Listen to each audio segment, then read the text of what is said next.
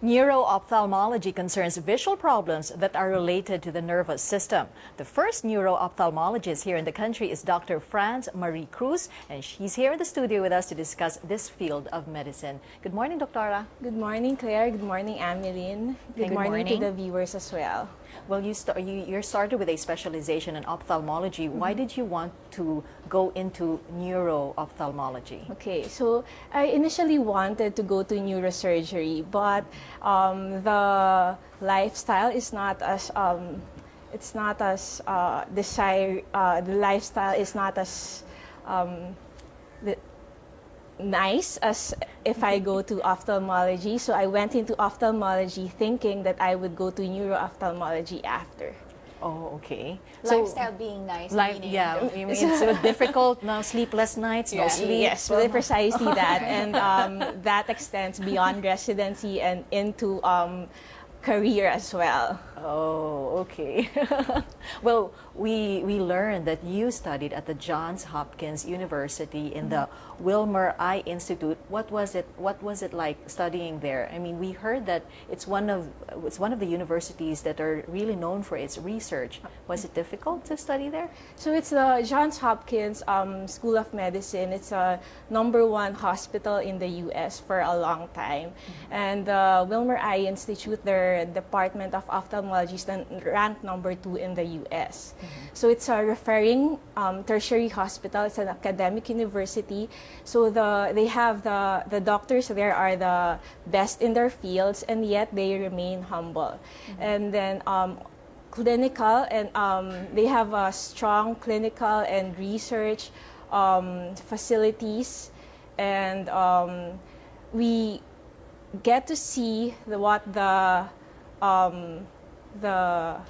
treatment and the management of the patients there, the ideal treatment and the management of the patients. I used to go to an ophthalmologist. What's the difference between an ophthalmologist and a neuro-ophthalmologist? Okay. So first off, I'm an ophthalmologist by training, and then I took an extra year in neuro-ophthalmology.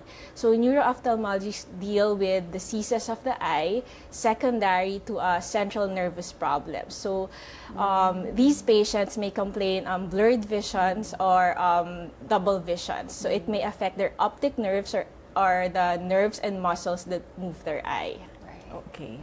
So, I mean, I was telling Claire earlier that I used to have a lot of coliti. Well, a coliti, does it have something to do with the central nervous system? And how different is an eye problem that's caused by, I don't know, is it an optic nerve? Okay, okay. So a colite, it's just a lid problem. It's like an acne. So you don't need a neuro-ophthalmologist You don't need a neuro-ophthalmologist for for that. A general ophthalmologist is trained to diagnose and treat colite. So when would you need a neuro-ophthalmologist? What kind of eye disease? So we see patients with different optic nerve problems. So yung namamaga yung ugat ng mata. We see patients with optic neuritis, with ischemic optic neuropathy, those who get blurring of vision when they're taking drugs for tuberculosis. We see patients with double vision from myasthenia gravis. We see patients with brain tumors that have affected their vision. And then we also see patients who have problems in their orbit or in the muscles and nerves of their eye that move their eye. Yung twitch na ganon. Yeah. We also see patients who have blepharospasms and yung mga eyelid twitching. Okay, I understand now. Because what happens for, there's a few people I know who have, I think it runs in their family, that have the red, the white area has, the red veins that seem to pop out. Or I think it happened, one of them is because it happened when he went diving, and I think his vein popped when he was underwater, and it never went away. And I think, what would you suggest for that? Would that be a surgery? Okay, so I think I need to see the patient first. Like consulting. Yeah, it's hard to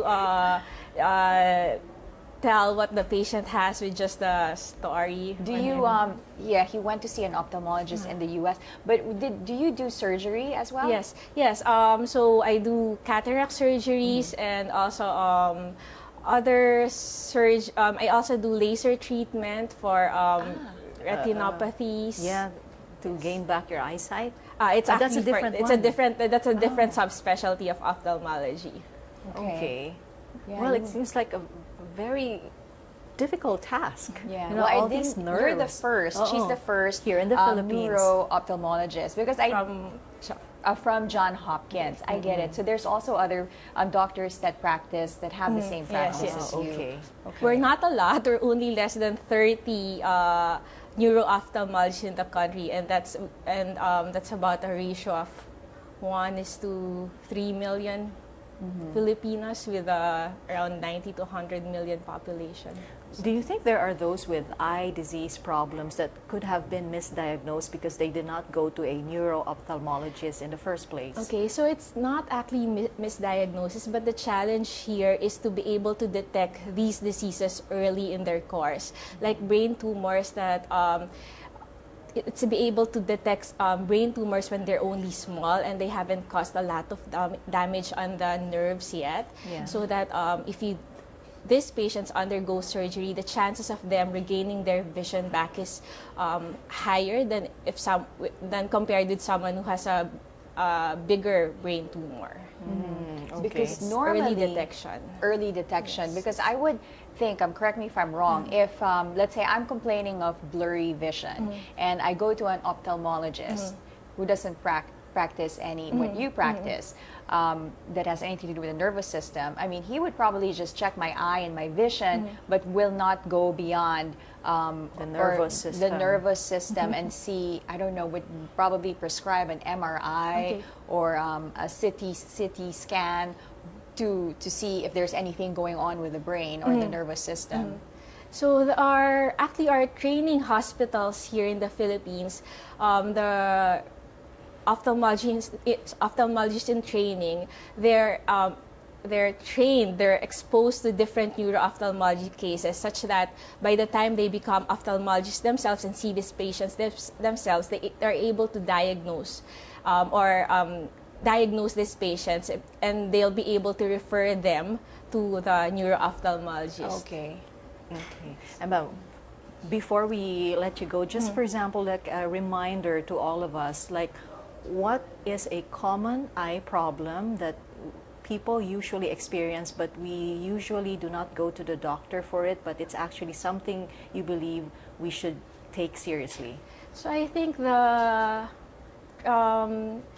so blurring of vision, problems in your peripheral fields, and also transient visual blurring of visions, blacking out of visions.